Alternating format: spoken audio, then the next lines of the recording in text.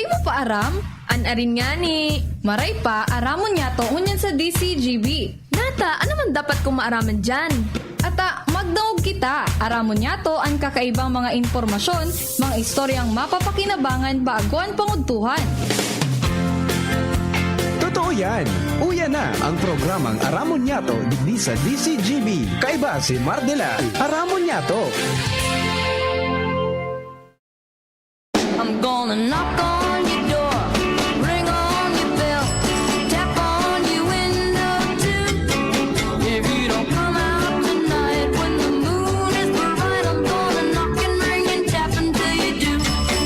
I'm gonna knock on your door, call out your name, wake up the town, you'll see.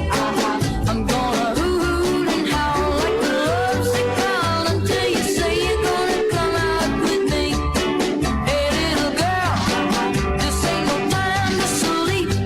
Let's count kisses instead of counting sheep. How can I hold you near with you up there and me down here? I'm gonna knock on your door, Maura na pag-autotabi sa Indugo Boss. window too. If you don't come out tonight when the moon is bright, I'm gonna knock and Ano po ang programang Aramon Yato sa Radyo DCGB ngunyan na Friday. Petsa 4 na kan Pebrero 2022. Sa pangarap po ni Mardela, ain't no time to sleep. Let's kita po nguna ang mag-iba ngunyan na pagkautong ini how can I hold you sa mauran-uran na pagkaudto. there and me down? Ini po ang sendong amigo sa Radyo Edwin Teralda po. Ring on your bell, tap Sarabay sabi kita sa gudyan alas 12. if you don't come out tonight when the moon is bright, I'm gonna knock Magsarap na natabi. till you do. I'm gonna knock and Katuwang tamang girara dyan sa luwas ang Mega Force Patrol. tap and knock and Jomar Bien sa 1st District. 2nd District, Alarmario, Lubens Barcena, and on your bell, tap Hans Galero. on too. Sa 3rd District, si Jimmy Nasolita. Moon is bright, I'm Sa News Bay, si Angel Mustasa. on your door. Call out, Sa IT, si Richard. wake up the town, you'll see. Siyempre, sa laro technical. Hoot and howl like the Ay, tanang ka din pwedeng lingawan. gonna come Kaya pala kasi bagong aga pag abot ko digdi. girl. At ang niya ako dito, nakapulay na yung tawag ini. Sleep. Let's count. Mailing ko sa Facebook. Happy birthday, Da. Can I with you up there and me down? Nakabugtak pati naman, Knock on your happy birthday, 50 years. tap on your window too. If you Sabi ko, grabe man. night when the moon 45 pa sa napalan. knocking ring and tap until you Pero kinarawan ka naman kanamigo mo. Ronald Baldo, happy birthday.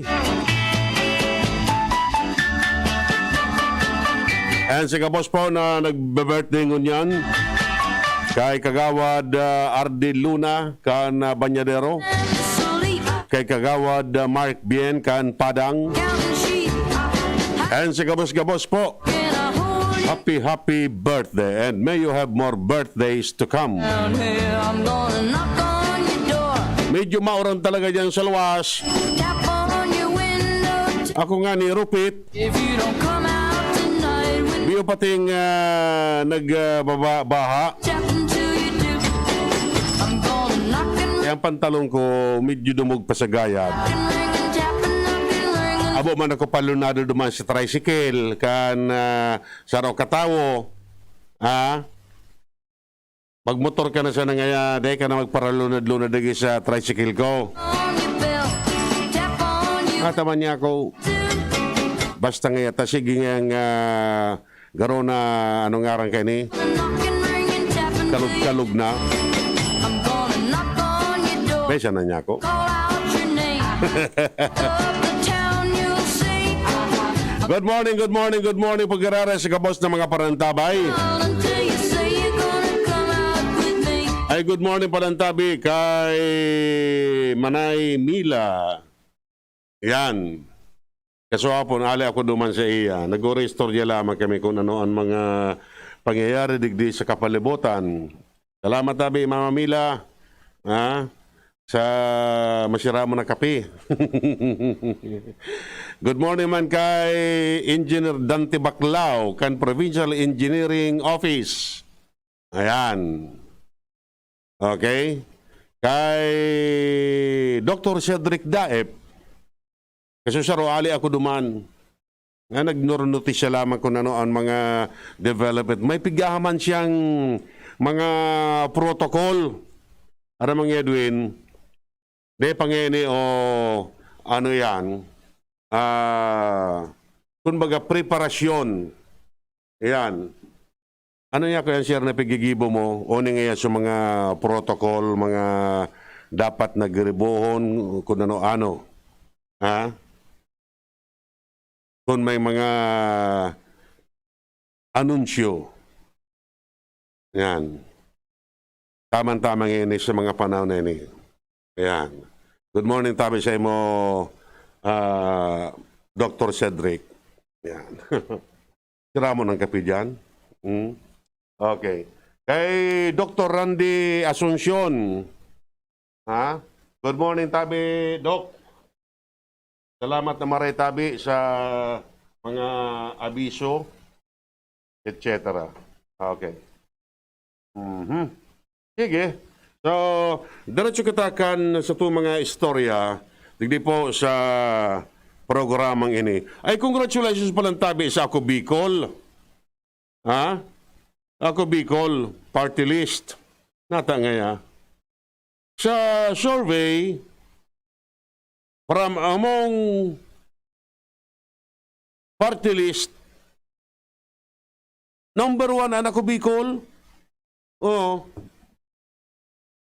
Sabagay, di mo man matawadan. Ano? Di mo matawadan ang Ako Bicol. Taos to na sana, di pa kayo ka nagpuon. Sagod mo niyan, daing patod ang pagsirbe. At ilingon ko so, may ano na, ay gawin naman sindang ipinaluwas na figure.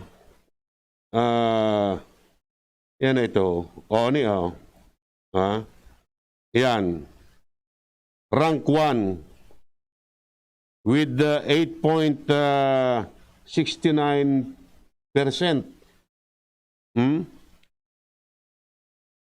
Sabagay, kan mga nakaagi, dati na nag-number 1 ini ang Ako Bicol. So, dakula on tabi na kaugmaan ini para sa tuya, nasusatuyang sa diring party list. Number 1, ini po, base ini sa Strat-Based ADR Institute. Yan. Ang saro padigdi, kung may saro pang Bicolano party list na nakalaog sa ano ini, top 15. So APPL pang 7. Pang 7 ini. O di ayos baga. Tapos all the rest ano na, yan ang may mga porsyento man. Yo. So, para may nalip ako digding sa pang Bicolano party list. Yan ito. Oni. Guwapa. Okay. Sige. Bueno, salamat tabi. Congratulations tabi. And we hope na sustinera ini sagkod na matapos ang perilihan. Okay? Arangkada kan mga istorya halid dyan sa lawas. Nasa linya si LBB. LBB, kamusta ka dyan? Hindi ka man pwede magsakay sa tricycle. Kaday ka man na mamasahe. Arin na tricycle. So, pigsakayan mo, nakalibre na sa pamasahe, nakalibre pa sa paba. Biyo-biyo pa ang pag-anoan. Ngunyan man siya na iyan. Grabe talaga, ano? Ngunyan man siya na iyan. Taka mga nakaagi. Kaya mga nakaagi baga, pero may siya libre. Ana. Kan mga nakagi, mga pirmi may sa libre, may permission renot pangani. Ayo, tapi napirma. Pangyari.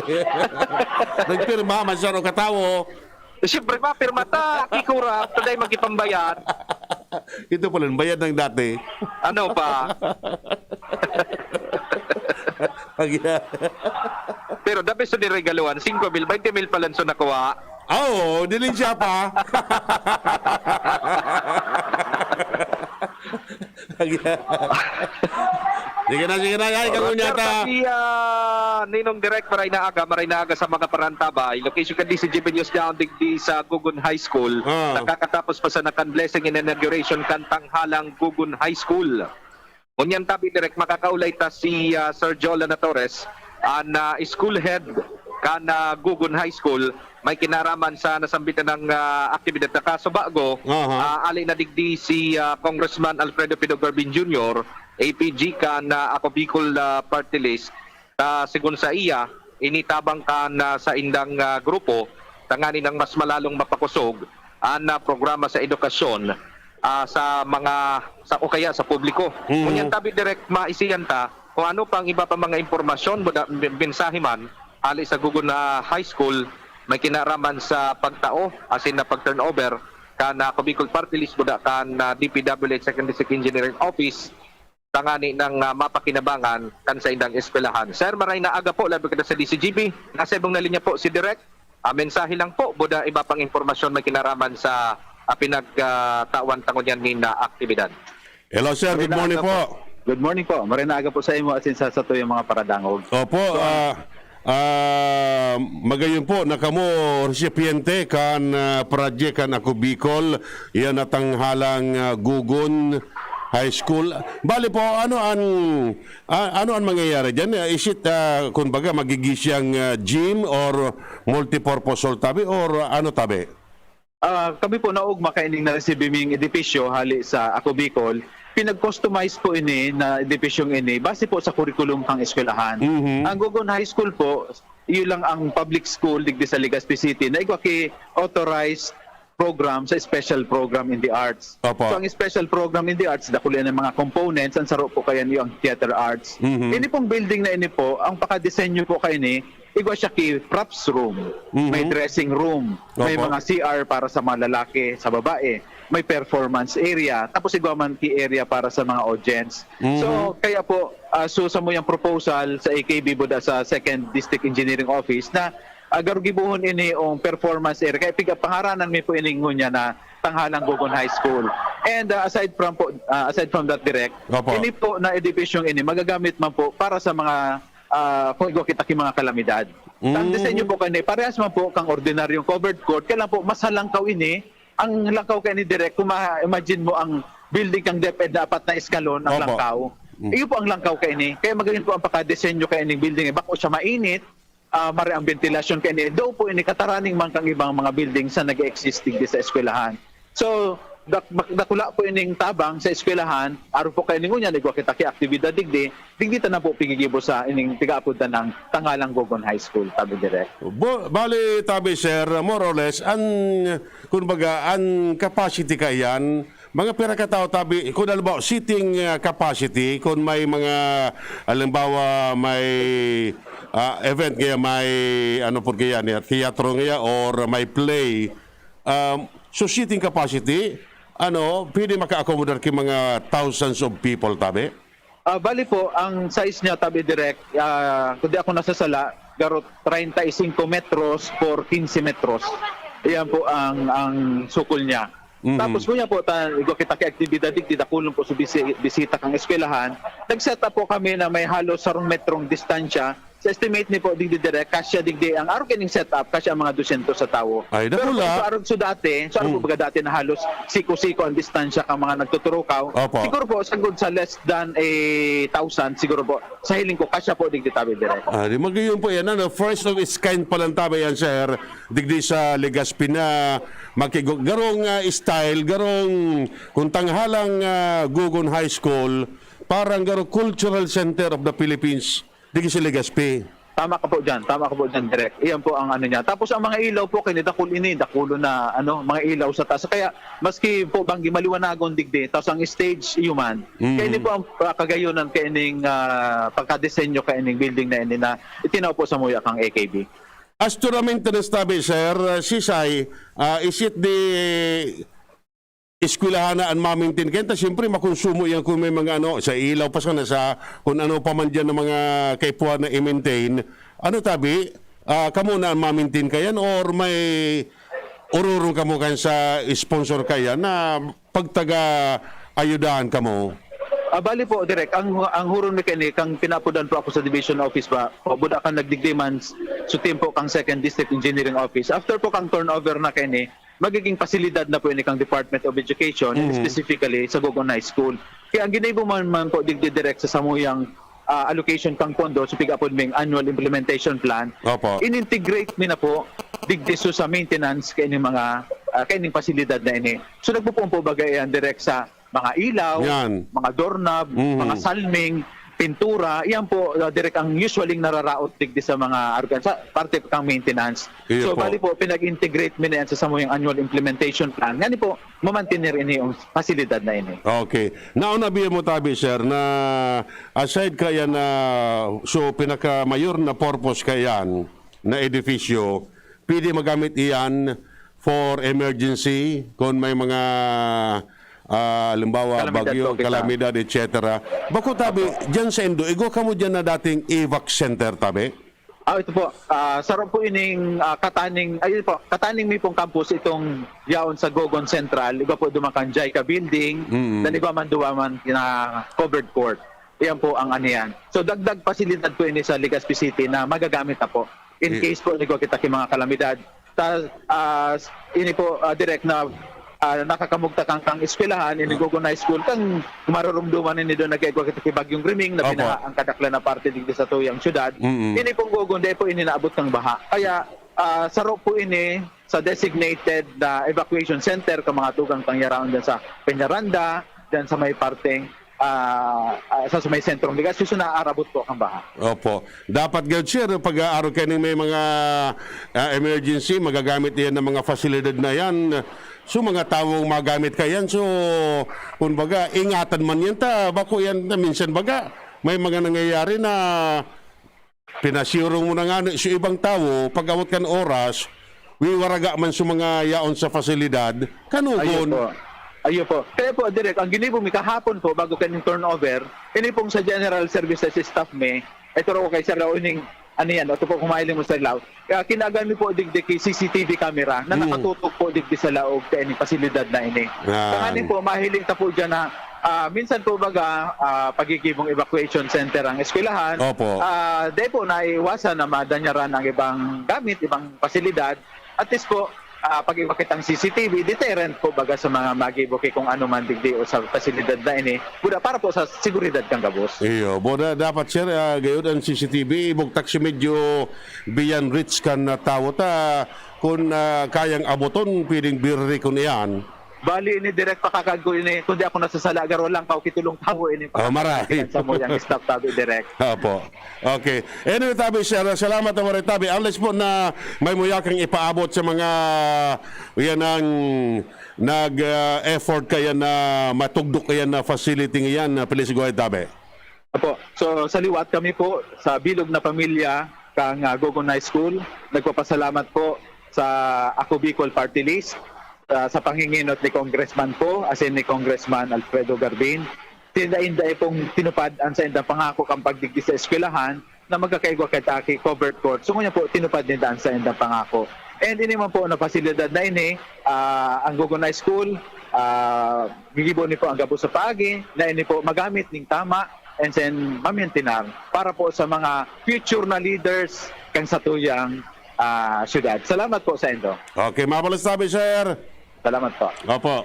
Opo, salamat sir. So yan tabi direct si Sir Jolan Torres ang school head kan Gogon High School. Grateful ini dahil yun ay niso naging on-rama ninda atod ka na Ako Bicol sa panginginot ni Congressman Zaldico as in Congressman Alfredo Garbin APG. Managdag na barata. Tabi, ninong direct. Manlibre ka na tagtaod. Ako po, Selby. Dumigdi ka siya na yung problema yan. Okay, yan po. Ang mga dagdag na istorya hali dyan sa Gugon High School. Yan na pigapod na tanghalang Gugon. Ano? Ha? Di siya yun, ano? Anong dito? Igo, ha? Ayo, naali mo na yan. O di maparam na palang kita ta. Igo palang kitang masunod na programa ang DTI ngunya na pagkaod to. So, short sana ang sa tuyang pag-iriba-iba ngunya na pagkaod to. Bago kita magpaaram, utrong ko gara, happy birthday Ronald Baldo. And may you have more pizza pie na may padara lamang digdi. Salamat po! Radyo Balagon Kaito.